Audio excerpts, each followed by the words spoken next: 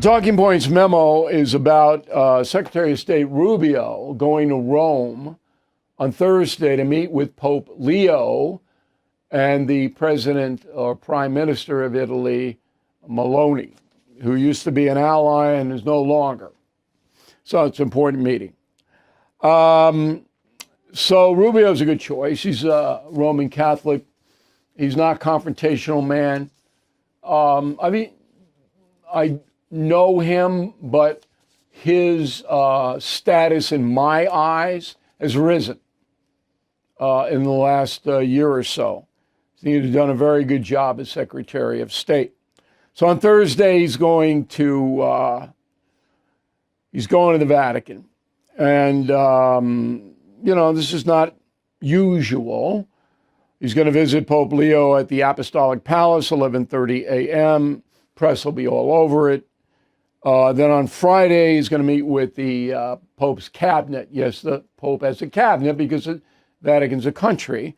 And then on Friday, he's got the Prime Minister in Rome. And they're going under the banner of being conciliatory, which is another good thing. Okay, we need air bases in Italy. We need somebody to be our friends in Europe. And this is the best hope. Now, both Pope Leo and President Trump don't understand each other.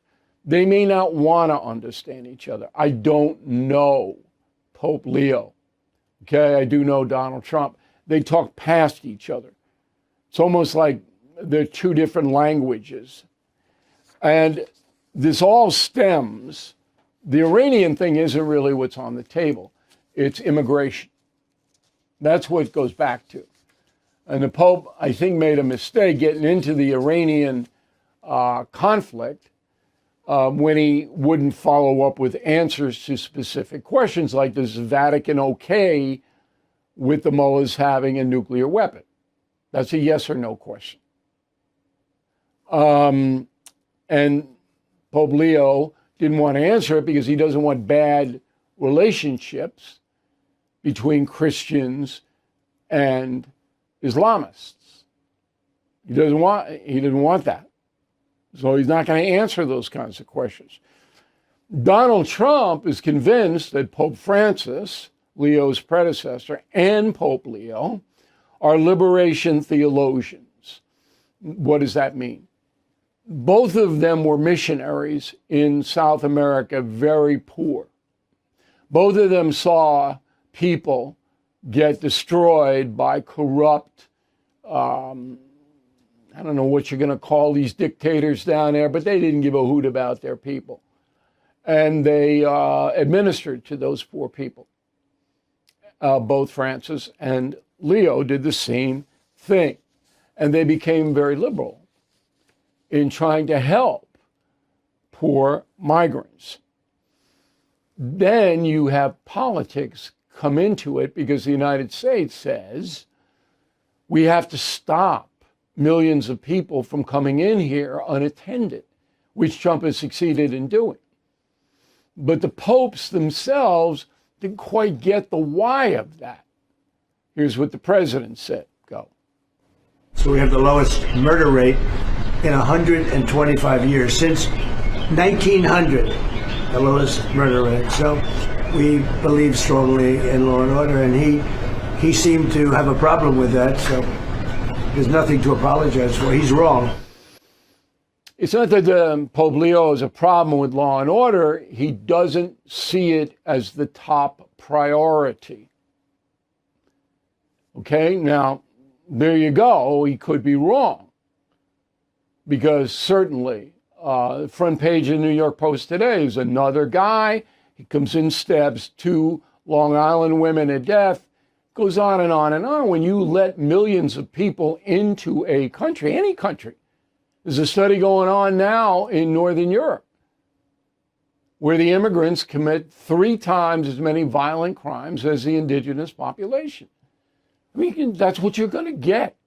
These are unattended people. These are people who were dumped out of prison, specifically with marching orders to come here by Maduro and by Mexico, whoever. But the Pope's job is to administer to the poor, not separate them out. Bad, good. All right? So therefore, the president, who sees unfettered immigration as bad because of violence attached to it, and this is the debate I had with Geraldo, who still to this day refuses to acknowledge the danger of millions of people pouring in here and we don't know who they are or what they've done in their past. He won't do it. All right? And neither will Pope Leo. So we have to attend to the poor. Period, period, period. Nothing more than that. And it drives some people crazy because they say you can't be advocating a policy that brings danger to innocent people. And that's what unfettered immigration does. Flat out does it. Okay, so you got two guys you're talking past you about. Can Rubio broker this? I don't know. Okay, I could by having them both keep quiet. Okay. The Pope does not have to be persuaded, and the president doesn't have to be persuaded. You can stay in their own zones. All right, just don't interfere if something positive is happening, and certainly closing down the porous border was a positive for this country. And if you don't think so, then you're not, going back to my message of the day, you don't live in reality. You don't. Okay, in addition, the Trump administration's got to start getting some allies on Iran. I don't expect Italy to magically come over to our side, but they'll make some progress there. The Pope is not going to get involved with that. He's not. But we do need more allies. And it's just crazy we don't have them, because it's certainly not a good thing for a terror state to have a nuclear weapon. I don't care where you are or what you're doing. Now, I know you're paying more for gas. I know. Everybody knows this is painful. But sometimes you got to see the big picture. But Americans, a lot of them don't want the big picture. They don't want to see it. They won't acknowledge it. And that's where we are. And that's the memo. Financial stress is hitting an all-time high. Millions of Americans are stretched thin with no extra money, no room to breathe. And this isn't just lower income households. Middle-class families are also running out of options. If debt has been weighing on you, you are not alone. And waiting usually makes things worse. Interest grows. Minimum payments trap you. Nothing changes. You don't need another loan or to consider bankruptcy. You need a strategy. That's why I like Done with Debt. They build a smart, personalized plan around you and understand what it takes to work toward the biggest reductions possible. Whether you owe $10,000 or much more, their goal is simple: lower what you owe so you keep more of your paycheck. Start with a free consultation at donewithdebt.com. Donewithdebt.com. There's a polling on inflation. This is Washington Post. It's a dopey poll. 2,560 U.S. adults. Those are people who don't necessarily participate in elections or pay attention to anything. You want registered voters or likely voters in your poll. Washington Post knows that. But it's easier to get the result they want by just throwing it out into adults. Question number one: do you approve or disapprove of the way Donald Trump's handling his job? Approve 37, disapprove 62. All right, we've seen that before. Do you approve or disapprove of the way Donald Trump's handling the economy? Approve 34, disapprove 65. That's higher prices. Do you approve or disapprove of the way Donald Trump's handling the situation with Iran? Approve 33, low number. disapprove 66%. Now, the MAGA pundits, the conservative men and women who deliver news analysis every day, they're going to try to persuade you that the Trump policies are vitally necessary for the nation. Problem with that is they speak to the choir. They speak to a very small segment of the American population. So while their message is accepted by their audience, this is not a wide persuasion. President Trump would have to do that himself. And he's going to have to do it because of the midterms coming on up. May, November, goes fast. Latest in Iran today, U.S. Navy took out 6 small Iranian boats that were designed to stop shipping. So they're at the bottom of the ocean. It's basically the president's going to have to decide to step it up. I don't think he can go another month or so with the way we are now, particularly because those gas prices are hitting about $4.50 a gallon. I mean, that's a killer. Joining us out from Washington is Dr. Judy Shelton, the former economic advisor to Donald Trump in his first term.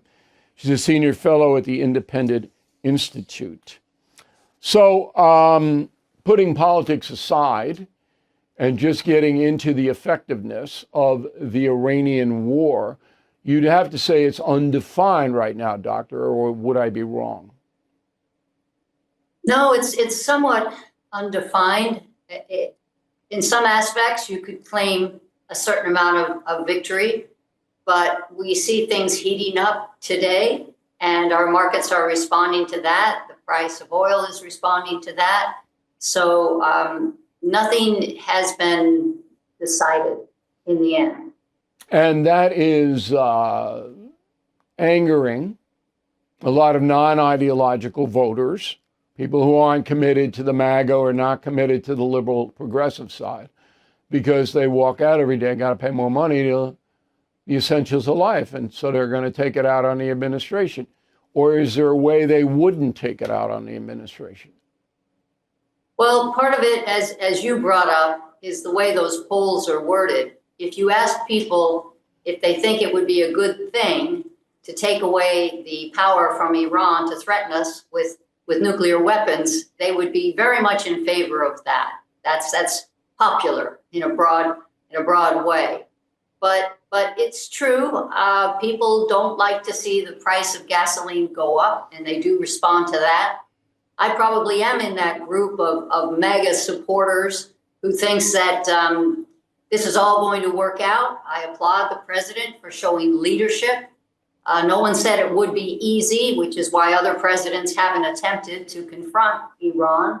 I think we're well situated as far as being oil producers ourselves, largely thanks to things that were done under the Trump administration. And I think the price of oil will come down once it's resolved. And meanwhile, companies are doing well. Consumer demand is good. People are getting refunds from their taxes. So there's all kinds of indications that we'll be doing well once we get through it.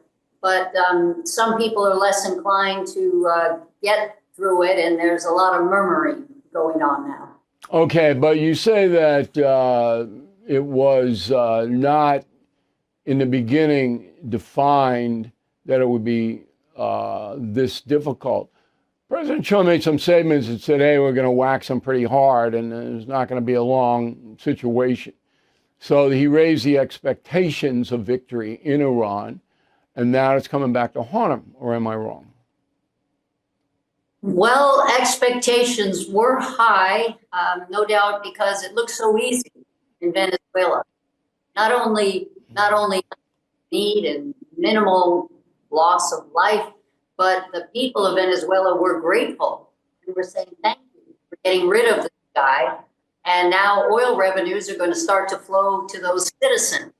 it helps us and it helps Venezuela. So it wasn't so easy in Iran. We're dealing with a much more entrenched power. I think more ideologically driven, maybe somewhat irrational as far as when we try to put together military strategy. They have these little mosquito boats, as you say, where we can take them out, but they're also attacking, for example, what used to be their own allies in the region, the United Arab Emirates. So they're taking it out on their allies, and maybe that's an angle that we weren't expecting. So now we're going to have to help the allies, and all of that is dragging us in and making the whole thing take a lot longer. And the more the potential for action by our Navy, the more potential for expenses if we're trying to somehow ensure the safe passage of cargo ships through the Strait of Hormuz. Between all of those risks, treasure, life itself, we're paying a higher price than I think people had been. Yeah, and I hoping. think that the president also, I don't think he was misled. It's just the way war is, the fog of war. Final question. You were an economic advisor to Donald Trump.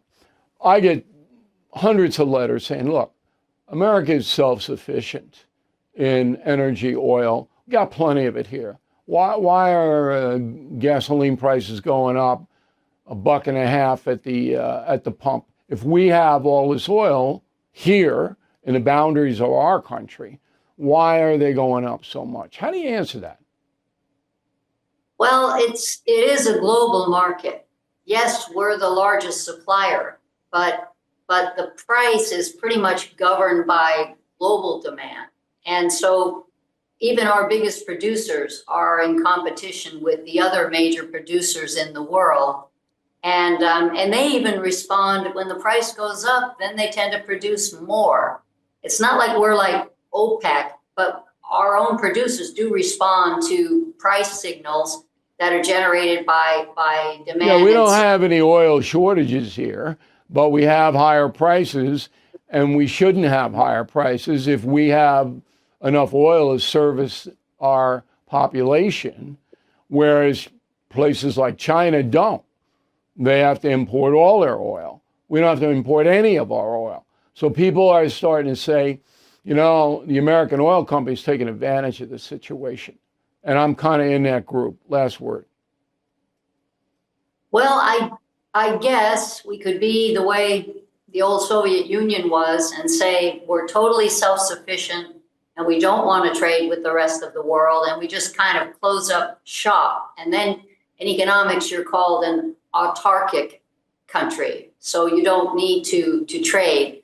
But the U.S. has never been that way. We've been hurt by globalization in many respects, but we're still pretty much, we have an attitude of it's an open global market. And I think when it comes to energy, those forces are still going to dominate. I don't think we could ask our producers to only produce for the United States. All right, Doctor. Thanks very much. We appreciate it, and I hope we can talk again soon. Thank you. American homeowners, the FBI has been warning all of us about a type of real estate fraud called title theft. The target, your equity. With just a forged signature, ownership can be transferred out of your name, and without protection in place, you are facing an emotional and financial nightmare. That's why I partner up with Home Title Lock. You can find out today if you are already a victim and protect yourself.